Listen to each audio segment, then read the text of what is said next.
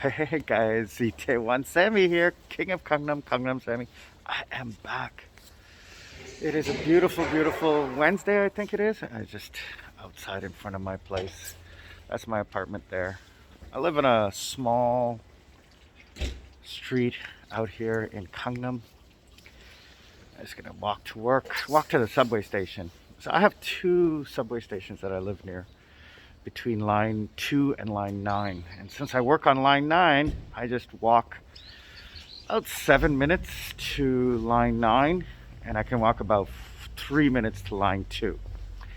So I'm closer to line 2. Anyways, today I'm going to talk about the things that I absolutely love about Korea. And these are the things that I'm still shocked to this day, 13 years later, that absolutely shock me, surprise me, and make me smile every single day that I walk these streets. And I'm going to start off by saying the first thing is the people. You will hear a lot of expat groups, a lot of people comment, and the news, especially today, there's some news going on about xenophobia,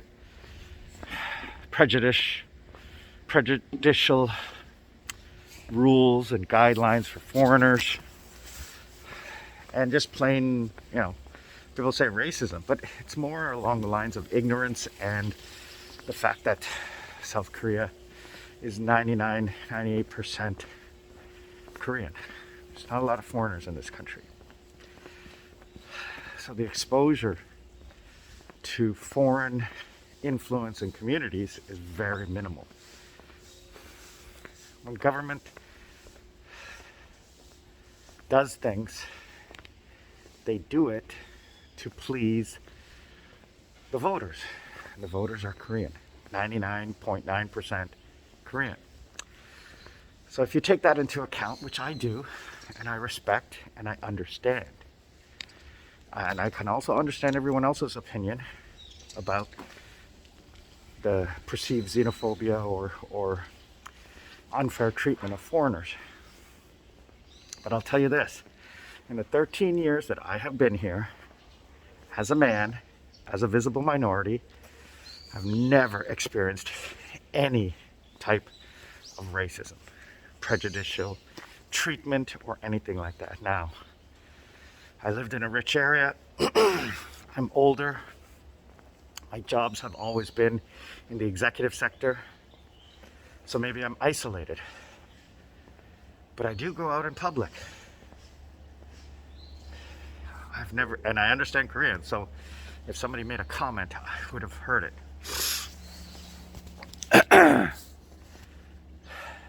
So, to say that the people are kind, generous, pleasant, happy, is not going far enough. I have 3 close Korean friends who I met within the first 3 months of me arriving in Korea. Sorry about the sunlight. Let me move over here. I only have time in the morning to do these videos because I'm so busy these days. And I want to get a couple of new ones out this week. So that's the only time I have to do it. But going back to my story, I have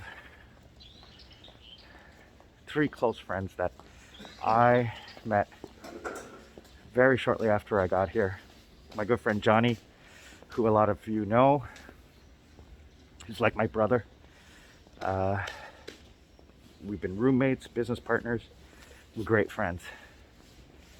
Then there's my other business partner, Dana, who I work for and who I'm going to continue working for when I retire with this project.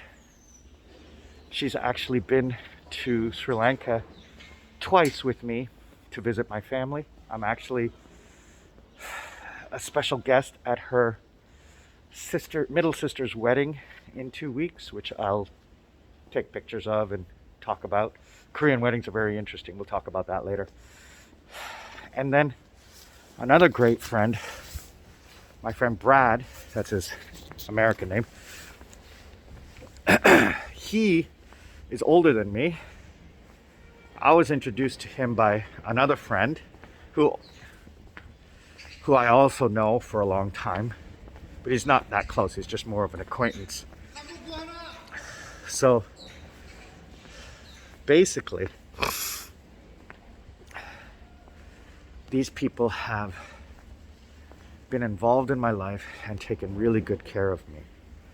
They have supported me, guided me, and helped me out quite a bit. Brad is probably going to help support me in my retirement. Not support, but he's going to help me run a charity in his name, or code name, which is something that I wanted to do. Run a charity, cancer awareness, and taking care of the local population. That's what he wants to do. Anyway, that's one thing, is the people. The people are just the best. Number two, crime. There is no violent crime. None that I have ever experienced or seen. I've worked in the club industry. So my greatest fear was fighting, knives, and guns in Toronto. Someone gets kicked out and they want to go back to their car and get their gun and show up. How many times does that happen in Toronto or any other country? Never have to worry about that in Korea because there's no guns. There's absolutely no guns. For those of you who are American,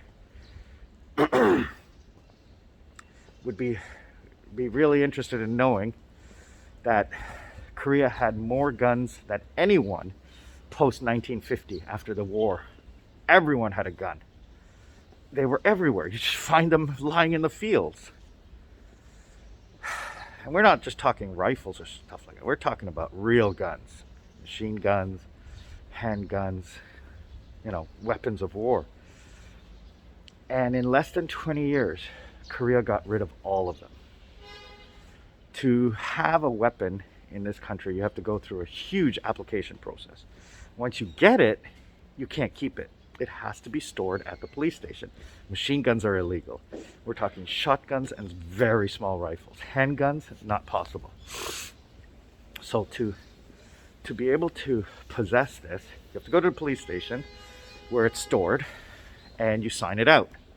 Now, you take the bullets, like say 5 bullets, and you go shoot the 5 bullets. You have to bring the 5 cases back. You have to bring the 5 shell casings back. When you order bullets, they get delivered to the police station, never to you. So it's a very secure system. Even the Olympic athletes who do the shooting thing, they have to follow the same rules in Korea. So I feel very safe. And Koreans are very non-confrontational. Even in the club district, I've never had confrontations. The law is a little bit different here, and I'll talk another video about the laws in Korea, where you have no self-defense in this country, so you have to be very careful. What's the other thing that I love about Korea? Is the safety. There is crime here, but it's white collar crime, fraud, and embezzlement, money type crime. Burglary doesn't really happen. I've left the keys of my motorcycle in the motorcycle in Gangnam many times. Nobody's ever touched it. Now, people have reported scooters and bicycles stolen. It happens, but not to the extent that it happens in the West. Leave my helmet just sitting there, nobody touches it. My students, there'll be a pencil on the floor. I said, whose pencil is that? Not mine. Oh, just pick it up. No, it's not mine, teacher. I can't touch it. They don't do that. They don't touch things that don't belong to them. It is illegal in this country to pick up money without making an attempt to return it. Now, if nobody claims it or they can't find it, it's returned to you. But, how many times do they show on TV the news where the kids will find money sitting on top of the ATM and they return it to the police? They won't touch. They will not touch. Now you hear the stories about the taxi drivers not returning phones or stuff like that. But again, every country has a little bit of outliers who don't follow the rules. Anyway, so crime, safety, I'm not going to say it's the safest place in the world. I'm saying for me, a man,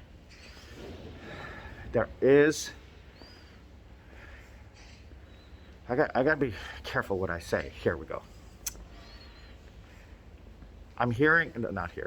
There are numbers to show that there is a lot of sexual crime that is underreported. So women who come here do have to be a little bit more observant, a little bit more cautious. Like in any country, like in any place, there are always those people who will take advantage. So you got to be careful. So the people, the culture, the crime, the food. The food is always great. It's always healthy. It's always fresh. It's always cheap. And it's available 24 hours a day. And that's the other thing. I can get something and I can order something and it is delivered to my front door and it is left on my front door. Nobody touches it. Like we're talking like they would leave it right here if this was my house. Nobody would touch it. People walking by here, nobody would touch it. No patio pirates in Korea. There are some stores that leave their stuff on the outside. Never happened in North America. I remember last year I used to work at this one school and there was a grocery store on the way to the bus stop. So I used to pick up all my stuff to take fresh home. And outside on the street, so the store would be here and they'd have a big sidewalk and then like here they would put their stuff like close to the road, right? So it wasn't next to the store, it was on the other side of the sidewalk on the curb side. Beer, like single cans of beer just in a like a table, because they were trying to sell them and nobody would touch that. It's incredible. Like those are the things I'll just like, wow, how great. Then what's the other things? And how easy and quick everything is. Everything is digital. The Korean system, banking system, the ID system, everything is interconnected. So for example, my personal ID number has a verification to it, a digital ID. It's issued by the government or the bank. Now that is registered across all systems. So one system talks to another system. So for example, with COVID, I registered my vaccinations. My vaccinations were then uploaded into the system, the Korean health system. I pulled that information off of the system with my digital ID, which then transposed onto the passport app. It's all just so easy. All so easy. What else? The 24-hour lifestyle. There is no alcohol laws in this country other than legal age. You can drink anywhere, anytime, in public. The only people who really do that are foreigners who take advantage of that law But if you go to the parks, even at the baseball games, you can order your alcohol to your seats and drink there. There's no restrictions. The police here are way different. First of all, they don't have guns. Only the officers have guns, and the first 3 bullets are blanks. I don't think I've ever heard of a policeman shooting someone in this country. And the police don't really arrest people. The way it works here, crime works here, is that when it's a personal crime between 2 people, the police would rather have the people solve it themselves. So if they can solve it themselves, the police won't get involved. They won't lay charges. Well, the police don't lay charges here. The way it works is the police will investigate and then hand the evidence to the prosecutor. The prosecutor will decide whether or not to lay charges. So there is no real police arresting people like they do in the West, where the cops will just arrest everybody and take you to jail. It doesn't work like that here.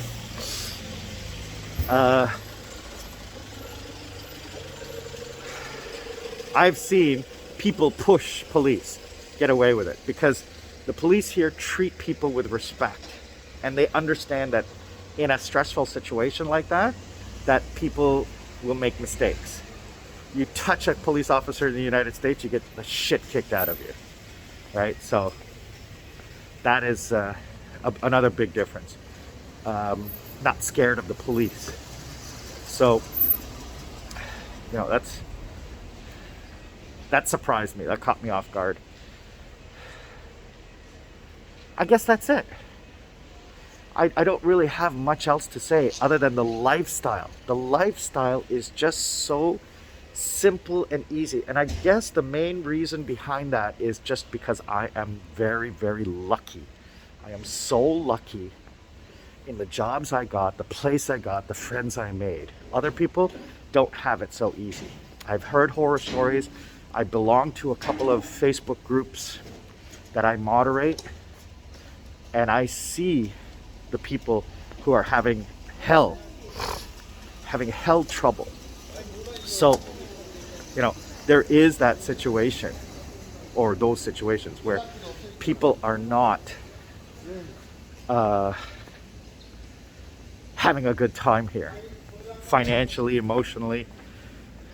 You know, I can talk about a horror story, and I think I'll do one of those horror stories because, you know, I talk a lot about the good things, but I think I should also talk about some of the bad things. So I do have a horror story that I think I'll talk about next time. But until then, I want everyone to be safe, to be happy, to be healthy. itaewon Sammy, King of Gangnam, Gangnam Sammy. I'm out.